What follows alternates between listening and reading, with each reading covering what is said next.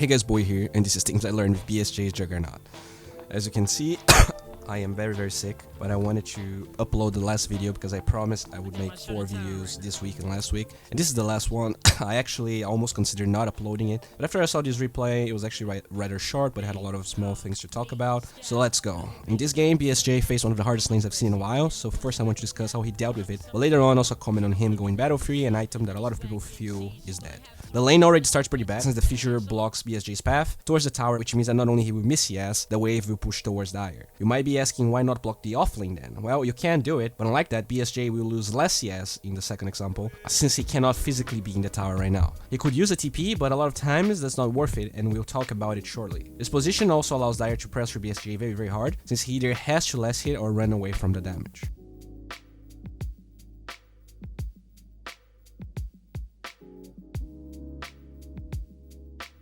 BSJ already grabs the kill level 1 by abusing a rotation from the Crystal Maiden. So a level 1 Terror Blade has almost the same HP you deal with Battle Free at level 1. In this particular case, he has less move speed than normal since he is under Metamorphosis, and he already took some tower hits. So look how he lures the Terror Blade to give room for a Crystal Maiden to get the Nova and does the kill. But that's not even scratching the surface from the plays Jugger did this game. Very often, we would see Juggers get Aquila as their first item, but against the tri-lane and the kill potential he offers with Blade Fury, he grabs the boots. In fact, look at this cute play he goes for. IX Mike blocked the lane to give Terror Blade better room for farming, which meant it would be almost impossible for BSJ to do anything here. What he does, knowing that there's no Metamorphosis and he is pretty fast with boots, is pushing the lane while TPing to his own tower. Not only he gets pretty juicy golden experience that he wouldn't be able to do otherwise, now the wave is pushing so hard to Dire that he will equalize slightly closer to the Radiant side. The creep equilibrium was pretty much into the tier 1 tower for the Dire side, but look how it's gonna change. While he waits for it, in fact, he stands nearby to leash the experience of the creeps that will die under tower, since there's a massive Radiant creep wave pushing.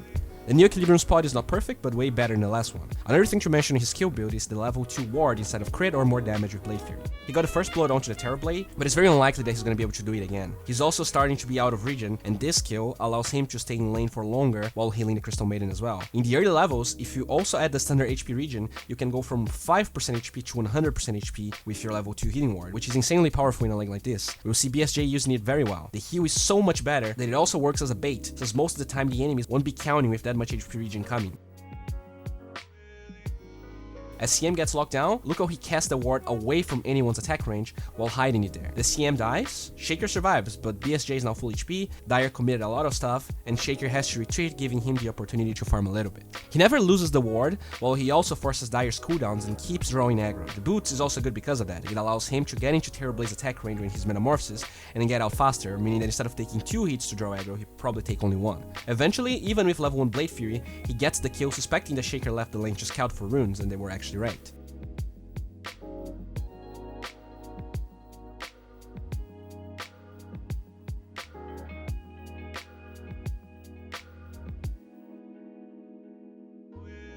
The damage from level 1 Blade Fury was enough, and the regen from the healing ward also means he can get out. The Mango definitely helped here, and as you can see, after all it's said and done, he's full HP again.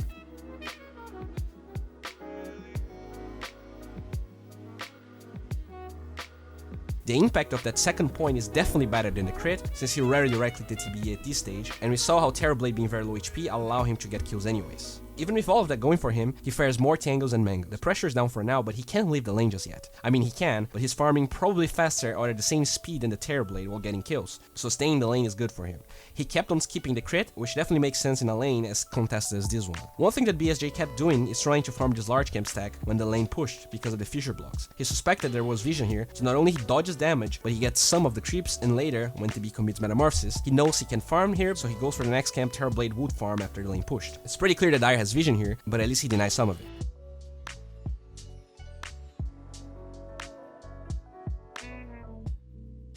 The way he kept forcing reactions while never being zoned out of lane really helped with his battle free timing. You can see he understands the heal range perfectly, and while CM dies, he still has tangles and is leeching experience.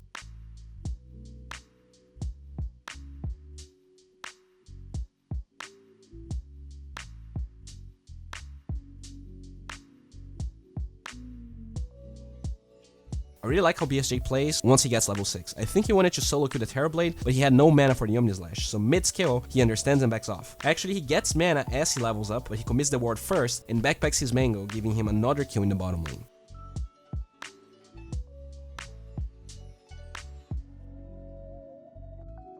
This was a full duration ward for BSJ ever since he used the Blade Fury, on which meant for the entire fight he regened 800 HP only for him. That would be like 550 HP if he had level 1 ward, and look at his HP here as he disengages from the Pugna. It would be super close if he didn't have that.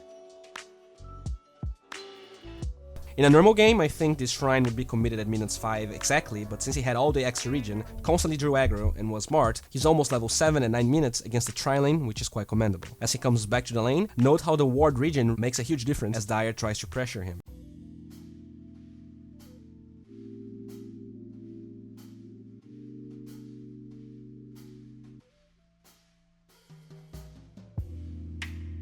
Then he quickly commits his Phase Boots plus level 7 Power Spike into the Pugna when he uses the Crepify, and although Wyvern takes the ward down, that is a dominating streak for him. He does fall, but forces a gigantic rotation.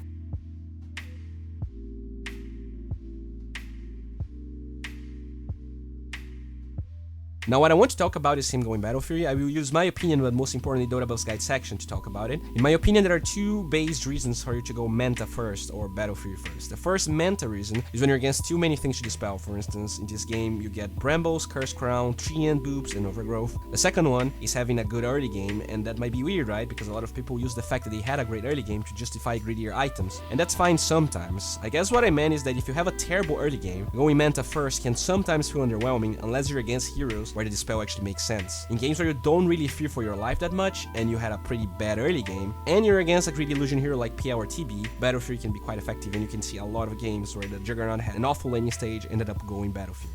There's a lot of small things BSJ constantly does throughout this game. For instance, as he gets this Bounty rune here, he spots the stack, but Redder walks up top. The stack is there forever, while the creeps will be gone one day. Then as he pushes and Dire glyphs the wave, note how he uses this shaker to draw aggro from a single creep so that he can keep pushing the lane faster.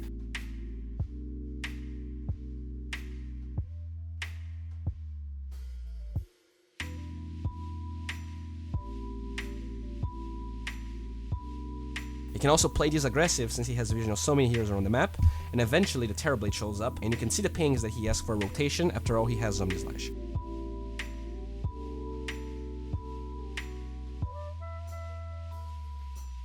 I really like that he goes down, eats a Tango before going for the play since the Legion was not there, and later, I'm not sure if he wanted to debate the Terrorblade with his healing ward, or if he just missed the spot, but they get the kill anyways. And one thing that I really like, that pretty much only BSJ does, is starting the Battle Fury with Demon Edge. Sometimes, in some heroes, you do need the mana and HP regen from the Perseverance, but look at his mana regen now. He can pretty much use Blade Fury every time it's up and regen the amount, which means that since he has the healing ward, he won't really need any type of regen, allowing him to farm the item faster by getting the Demon Edge, which has way more value. After all, the Perseverance doesn't give you damage anymore. Every time BSJ had vision of Winter Wyvern or Necro, the heroes that cancel his Blade Fury TP, he would show up in lane. One reason why Battle Fury is good versus Illusion heroes, despite the cleave damage, is that those heroes usually show up the waves way too fast, meaning that even if you're ready to fight, a lot of the times it can be hard to find the battles that you want, because the lanes will always be on your side. Even before the Battle Fury is done, BSJ is shoving waves like a boss and forcing Dire top. One small detail as BSJ farms his camp is how he commits the healing ward, but not the Blade Fury. You can actually take the Prowlers quite fast with it, but he started to spend too much mana, and with Omni Slash getting ready, he wants to have his entire kit.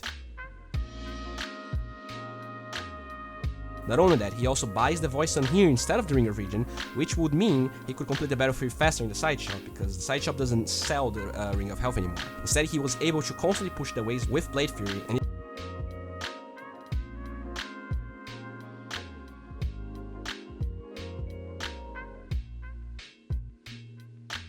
even though he spent a lot of mana and his kill attempt fails here, he can still get out thanks to having the right amount of mana.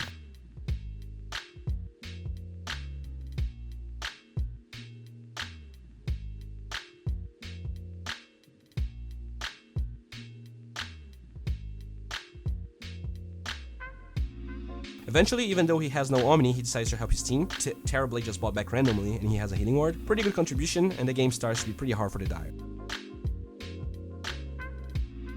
One thing I did not mention, and that we see actually making a difference here, is BSJ learning the move speed talent. If you check the Dota Buff guide section, only 2 out of 20 players selected the talent, and I think his idea here was to kite the Sunder as best as possible. We saw him trying to use the Fog with Healing Ward to kill Terrorblade first, and in this case, since he has Yasha and the extra phase boost move speed, look how he can disengage before Sunder and then come back pretty fast. To be fair, I'm not sure if this was his idea. Move speed is also good for farming faster, so I don't know if you're watching BSJ, I would like to hear why he went for this. This is one of the last fights from the game. As you can see, thanks to Legion and his one, he survives. And I also discovered that the healing ward effect lingers for 3 seconds. In this fight, he meant almost 200 extra HP, which makes a huge difference in him surviving. Because he survives, he can quickly roach thanks to this hero having healing ward, and the game pretty much ends. Thanks for watching, guys. I know this video was a little bit subpar. I'm pretty dead, so I'm not very confident in this video being great, but I really needed to make this video today because I have a lot of Acer things to do, and I will be getting away to fix some family stuff.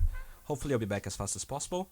Twitter is where I talk about life and Dota, so make sure to follow me there if you're interested. Twitch is where I play and cast. Pretty hard to cast with my voice being that bad. I actually wanted to cast 4 game and complexity today, but just impossible. And Instagram, follow me there. Sometimes there's food, sometimes there's like events, and it's a pretty cool place. And you can also join our Discord channel if you're interested. By the way, if you guys want to submit Roshan attempts on my Discord channel, it's gonna be great because the next video about things you're doing wrong will be the Roshan video.